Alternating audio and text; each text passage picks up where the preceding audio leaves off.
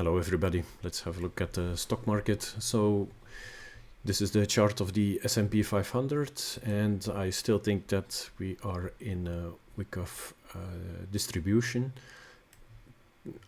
To me it looks like we're going to form a spring here, so we will push a little bit higher and then that would be the last bullish movement, and then we would come all the way down.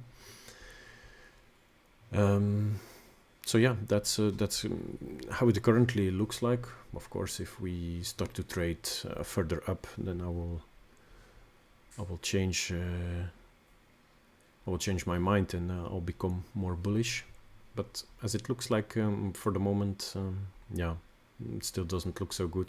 Also, looking at the volume, we have a high volume. Now we're coming all the way down. Of course, the Christmas period plays a role in that as well, but price going up on lower volume is usually bearish. So yeah, so for now, for me this is not a trade. Maybe beginning of January we will see some more price action and some more movements which will decide whether we should become bullish or bearish again. Gold. Okay, let's switch back into the candles and the daily chart. So here we're still nicely in the green. Not much has changed. Silver versus euro. Also here we are going back up again. Then two new forex trades. This one looks very good. So this is a Canadian dollar versus Hong Kong dollar. So also here it looks like we will form the Fibonacci compression. So we have the high to the low, then you come back to at least the 0.618 retracement. You come back to at least again the 0.618 retracement. So here we did come back almost completely down to the low we did form here on the 20th of August, but we didn't break it, so it did hold. So that's already very bullish. So that for me that was already a trade to take, because your point of invalidation is the low from the 20th of August, which is not so far away. So then the classic one, so you take your Fibonacci extension from the high to the low to the second high, and then you go for the 0.618 as a target. So if you would take the trade now, then you look at the risk to reward ratio of 7.27, which is very good. And this is a trade for the long term, so be prepared to hold this one for several months, because traditionally, so I did draw already the triangle here, so that traditionally you might find resistance again at the 0.618, or at least in that region. Come back again. That would be a time to load up again if you have some spare cash. And then you would look for the 6.6 as a target. And then we have Euro Czech Koruna. This one is incredible. This is just... but this one is on a weekly chart. So also the same story here. High, low, at least 0.618, down, at least 0.618, up, at least 0.618, down, at least 0.618. So we did form a low now, and so your invalidation would be the last low, so which is here the point C on the 10th, the week of the 10th of February of last year. And was there also a pivot point? Traditional.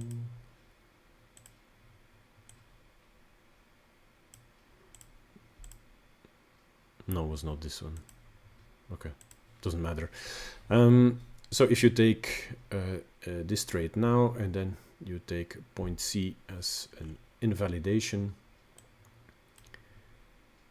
And then the same setup again also with the Fibonacci extension, and you look at 0.618, which is at 32.07. So you would look at a risk to reward ratio of 20.5, which is extremely good. So this setup also lines up with this butterfly. So traditionally, butterfly from your point X to D is the 1.41 extension. So, and this lines up perfectly. So that's an extra confluence. So this is very good. Let's see if there was here something about the pivots. No, okay. No, okay. Then those pivots don't play a role in this setup. But anyway, so this is a very nice one that I wanted to share with you all. Stocks, Alibaba. There, I did take a long position. So why? Here we have this pattern. If you would use the harmonic pattern script, you would see we did form a crab. Then we have this double bottom, and if you would get in now, so your invalidation would be the bottom, the low of the 3rd of December. Take profit 1, this is 0.618 retracement, and the 1.272. So if you would go all the way to the 1.272, you would look at a risk to reward ratio of almost 7.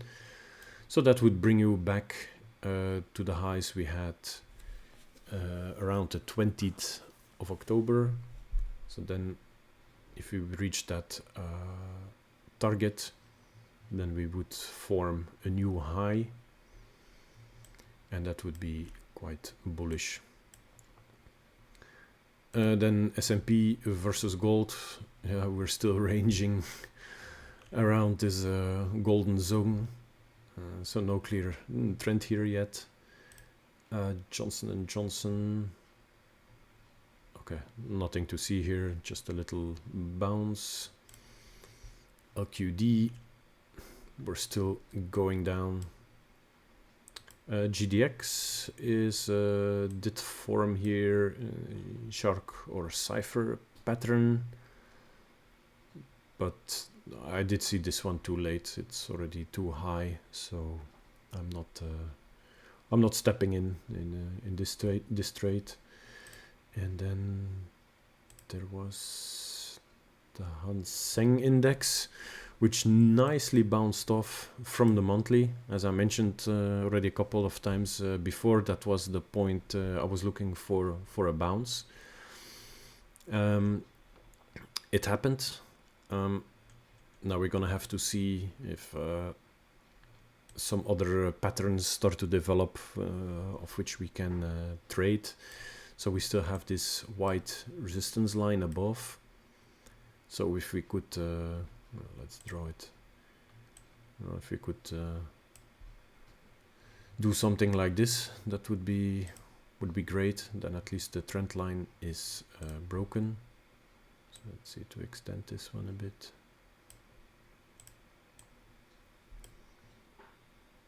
So that means on the daily we should at least already make new highs. So that would be at the 24,300 region. And then, yeah, the last one that I wanted to mention is crude oil, because what do we have here? So we formed a double bottom. But let's hide that one and then bring in the turtle strategy. So here are the values. So as you can see, L1, so the L1 long 8, L2 18, the L1 exit at 12, L2 exit at 5, and then pyramiding 4 orders. So I already took one trade of those lows here the beginning of December. And now we're coming up, and the turtle strategy will give us a long signal if we break the yellow line over here, which is currently at 77.27. So this will, okay, it depends a bit how price will react, but this will happen tomorrow or in one of the coming days. I'm not sure whether tomorrow is a trading day. No, anyway, it doesn't matter. So why L2? Because here we got an L1 buy signal, so around 26th of August, and then you will get your 4 buy orders. Then we did exit here, but we didn't come back below L1, and in that case then the one which will trigger is the L2. So currently we are, it looks like we are above the L1 trigger line, but this won't do anything. So we really need to wait for the L2 to close above to get this long signal. So yeah, so crude oil, that's definitely one to watch. So, and for this one, while we are here, the strategy tester. So this one would give you 51% profitability, maximum drawdown 58. So it's quite a risky one. But on the other hand, this would have given you a 20,000% profit. So on the list of trades, so that would be since the beginning, since September 2003. So yeah, with this one also be careful. It's not, yeah, you have the risk of a drawdown of 58%. So as usual, it's not financial advice, and make sure to position size accordingly, because yeah, there can be a lot of money at risk if you use this one. But since you're supposed to trade with money you can afford to lose, then you should know that you can lose 60% of your capital. So good. So that's all what I wanted to mention for now. So see you in the next one. Bye bye.